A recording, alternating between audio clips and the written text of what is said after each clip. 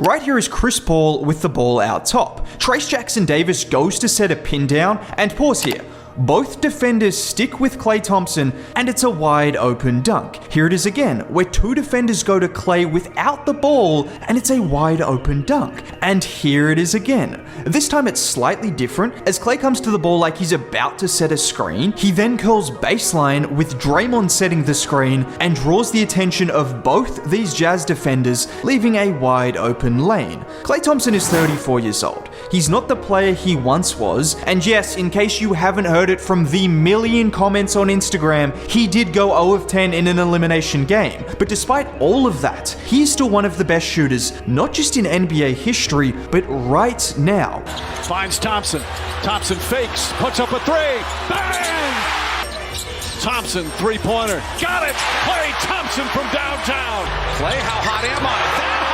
And the Dallas Mavericks are going to benefit greatly from having him. Now, when I say he's still one of the greatest shooters ever, as you guys saw by the earlier clips, he's still clearly being defended like he is, but the numbers also back it up as well, because since he returned from his horrific injuries in 2021, he is second for three-point makes per game. We all know who is number one, but to go a step further, of the top 10 for three-point makes per game in that time, he is third for three-point percentage, and the only two higher than him are obviously Steph Curry and also Kyrie Irving, which means with the combination of efficiency and volume you get from Klay and Kyrie, and the volume and difficulty you get from Luka, you could make a very strong argument that the Mavericks have 3 of the 10 best shooters in the league currently. And for a team that was second in three-point attempts last year, that definitely suits the brand of basketball they're trying to play. And we all know Klay is just a different type of shooter to most guys in the NBA. Particularly different to who the Mavs just had on their roster. I mean, guys, the reason Tim Hardaway Jr. was playing minutes was because they saw him as someone that could make some threes off movement. We all know how that went. Hardaway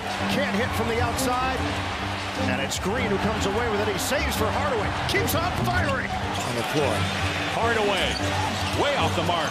But you saw some of the problems Dallas had offensively in the finals against Boston, where outside of Luka and Kyrie, there was just no outside shooting or creation, compared to Boston, who would have one player attack you and then kick it to another before the third guy puts the finishing touches on. Klay isn't someone who is going to kill you off the dribble, but his shooting threat is so dangerous that he will consistently open the floor up for other players, just like I showed you in some of those initial clips. But that's just what he does without the ball. That also applies to when the ball is in his hands. Watch this play where the Dubs set a double screen for Klay, with CP3 giving the handoff, and with Achua worried about Klay shooting, it allows TJD to slip backdoor for the alley. Or this time again, with Achua not fully at the screen, but also not in drop either, so Klay is able to thread the pass through the gap, giving TJD a pretty easy layup. You don't immediately think of passing when you think of Klay Thompson. In fact, most people are probably of the belief that he can't pass at all. But when it comes to taking advantage of having two defenders on him coming off pin downs or screens, he's got 15 years of experience, and it shows. Slightly different to a guy like THJ,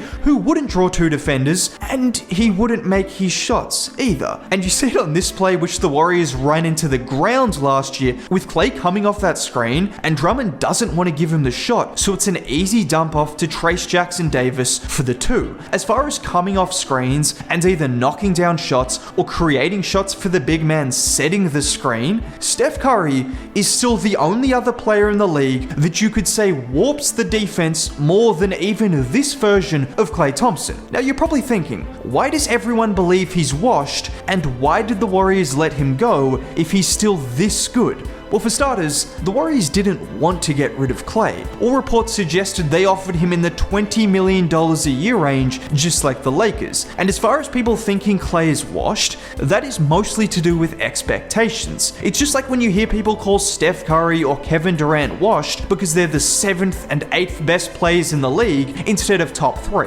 Klay has definitely dropped off defensively, and he's not as good offensively as he once was, but don't think for a second he's not a good NBA player, and to get him at $17 million a year is a steal. Tim Hardaway Jr. was getting paid that money. Davis Bertans, do you guys remember him? Yeah, that was his annual salary, because teams value shooters that much, and Klay is one of the best ever, and currently. And we might as well talk about his shooting, because the Mavs are going to have to get accustomed to running some different actions. Generally, the Mavs have surrounded Luka with defensive-minded guys who can spot up and hit stationary threes. Not necessarily through choice, but you just don't find guys like Klay Thompson. But now they have to always be mindful of where he is and be prepared to make that second or third pass after he gives the ball up, because Klay won't just give the ball up and simply stop moving. Watch him here get the ball at the three-point line. He takes the initial defender off the dribble before kicking it out to Wiggs, who drives and kicks it to CP3, and with the defense still in scramble mode, Klay has relocated to the corner for the open three.